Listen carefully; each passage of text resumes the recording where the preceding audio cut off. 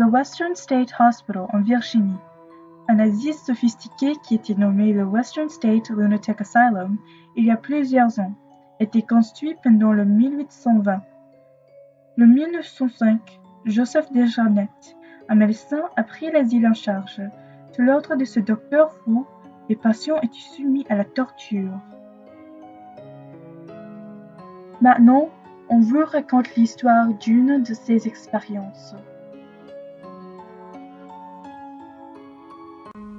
Sous les ordres de ce docteur, une expérience ayant pour but de supprimer notre besoin de sommeil a été réalisée sur des prisonniers de guerre, enfermés pendant une durée indéterminée dans une salle remplie de gaz expérimental.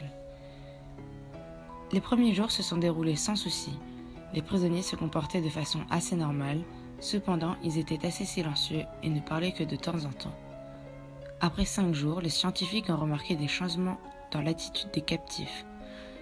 2 d'entre eux se sont mis à crier à plein poumon jusqu'à s'en casser les cordes vocales. De nombreux autres incidents ont été rapportés. Plus les jours passaient, plus les conditions se dégradaient. Au bout du 15e jour, les scientifiques ont décidé d'envoyer les soldats à l'intérieur de la pièce pour pouvoir extraire les prisonniers. Les jours suivants, les scientifiques les ont consacrés à essayer de soigner les patients qui étaient gravement blessés, mais ils ne s'attendaient pas à ce que le gaz qui sert à les endormir les tue. On entend dire que si vous allez dans cet hôpital, vous entendrez les cris des prisonniers et même des soldats apeurés.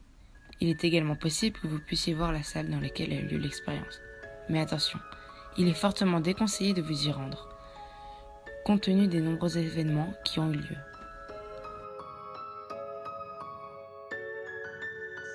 Généralement, le peuple s'intéresse aux choses qu'on ne comprend guère.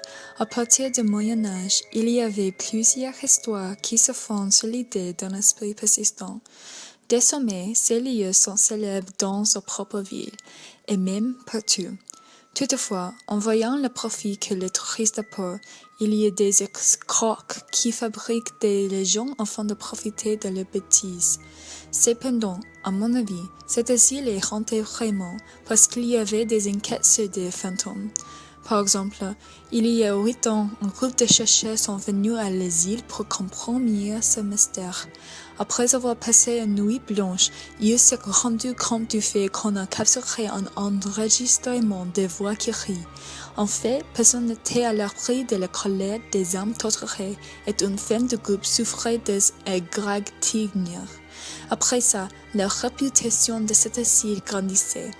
Mais on a peur d'aller au-delà de la porte d'asile pour craindre que le ferait des sujets morts.